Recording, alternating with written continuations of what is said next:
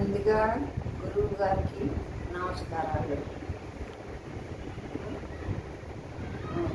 Corona నెలలో నాకు కడుపులో 18 గ్రాములు రాయి వచ్చింది. అసలు చచ్చిపోతానని నన్ను పెద్దవాడు తీసుకెళ్ళిపోమన్నారు. తీసుకెళ్ళారు.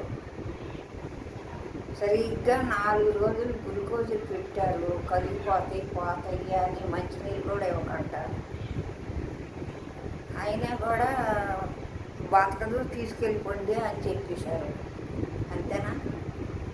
బతకదు, తీసుకెళ్ళిపోండి అనేసి రాత్రి 11ంటికి పంపించేశారు. 4 రోజులు నిలుచుకొని వచ్చేసాం. ఇంటికి వచ్చేసరికి 11:30 అయ్యింది.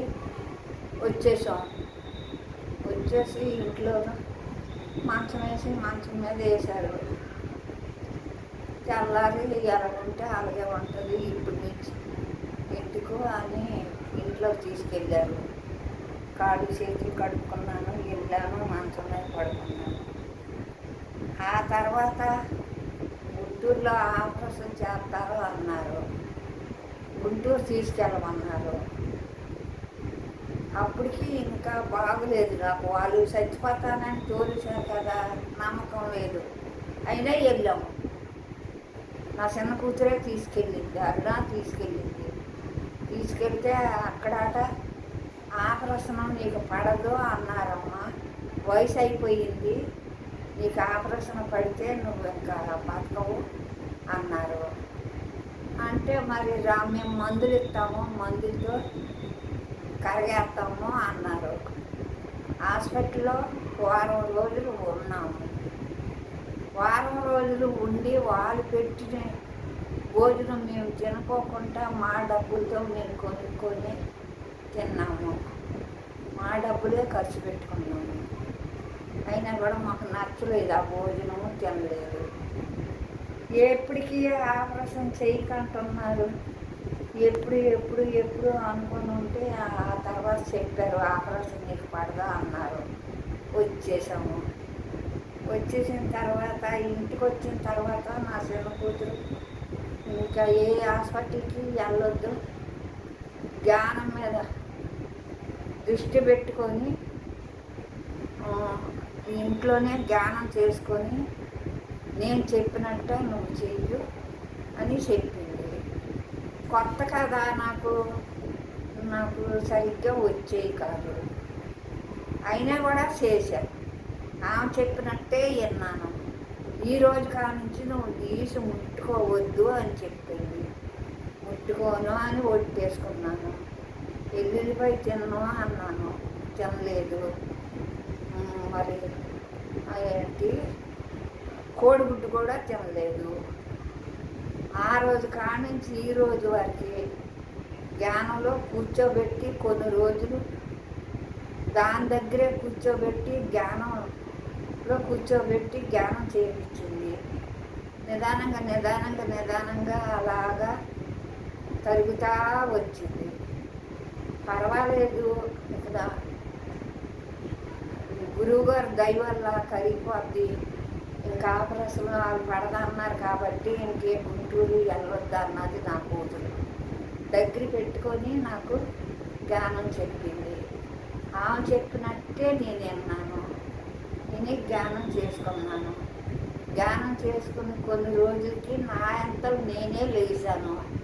నీకే భయం లేదు, ఇక తిరుగుతావు ఇంకా అని వాడకట్లో అన్నారు. వాడకట్లు అంటే మా ఇంటి దగ్గర అన్న తర్వాత ఆమె చెప్పినట్టే అట్టాగే కూరగాయలతోటే తింటున్నాను. చెప్పిన మాటలన్నీ గుర్తుపెట్టుకొని అన్నీ ఆ రకంగా చేసుకొచ్చాను. ఇప్పటికీ నేను నీళ్ళు మోసుకుంటున్నాను, నేను వండుకుంటున్నాను, అన్నం వండుకుంటున్నాను, కూర వండుకుంటున్నాను, ఇల్లు కడుక్కుంటున్నాను, వాకాళ్ళు ఊడ్చుకొని ముగ్గులు వేసుకుంటున్నాను, బట్టలు ఉతుక్కుంటున్నాను. ఎవరైనా నన్ను చూడడానికి వచ్చిన వాళ్ళకి వండి పెడుతున్నాను. అన్ని పనులు చేసుకుంటున్నాను. అన్ని పనులు చేసుకొని ఈ తిథికి వచ్చాను. ఇక్కడ నీకే భయము లేదు సోరమ్మ అని అన్నారు వాడకట్లో. అన్న తర్వాత నువ్వు చచ్చిపోతావు అని అన్నారు. ఒక ఆయన అన్నాడు, నీకు ఇంకా ఏ భయం లేదు, మా ఇంటి దగ్గర ఆయన అన్నాడు. ఆయన పేరు చెప్పనా, రాంబాబు గారు. ఇంకా నువ్వు 10 సంవత్సరాలు బతుకుతావు అని అన్నాడు. ఇంకనే మా ఇంటికి ఎదురుగా వినాయకుడి గుడి ఉంది.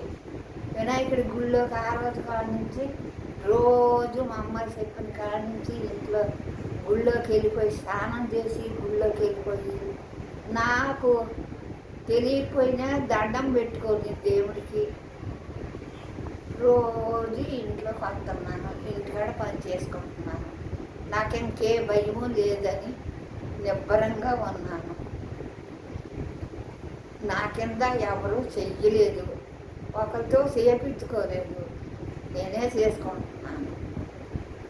ఆ గురువు గారికి దండం పెట్టుకోవటము, గురువు గారిని తలుసుకోవటము, పద్దాక ధ్యానం చేసుకోవటం, ప్రతి దాంట్లో గురువు గారిని తలుచుకుంటున్నాను. తలుసుకొని పని మొదలు పెట్టుకొని అట్టాగే చేసుకుంటున్నా. గురువుగారే నాకు ఒప్పిస్తున్నారు.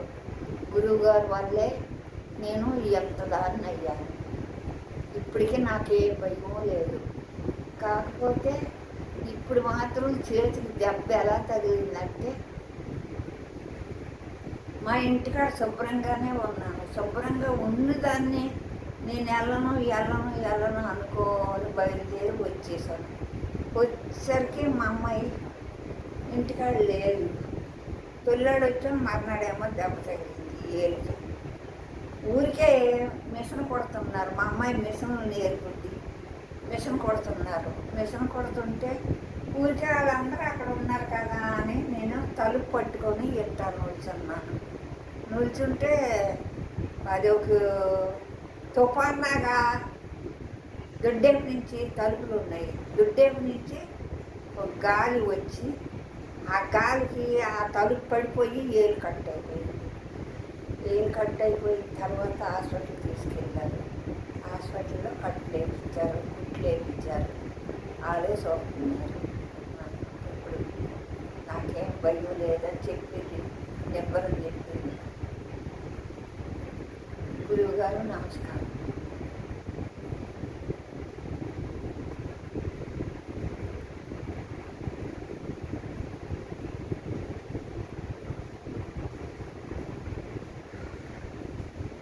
గురువులు ఏం చెప్తున్నారు? స్పీచ్లు వింటున్నావుగా, వాళ్ళు ఏం చెప్పారు? నీకు మాటలు వచ్చి నేను చెప్పినవి నీకు రాకపోయినా సరే 2 గంటలు కానీ 3 గంటలు కానీ కూకొని ధ్యానం చేసుకుంటే నువ్వు భయపడక్కర్లేదు. నువ్వు చచ్చిపోతానని నీ సావుకు నువ్వు భయపడక్కర్లేదు. సావు నీ దగ్గర నుంచి వెళ్ళిపోవాలి. అంతవరకే నీకు జ్ఞానం నేర్పిస్తుంది. నీకు గురుగారు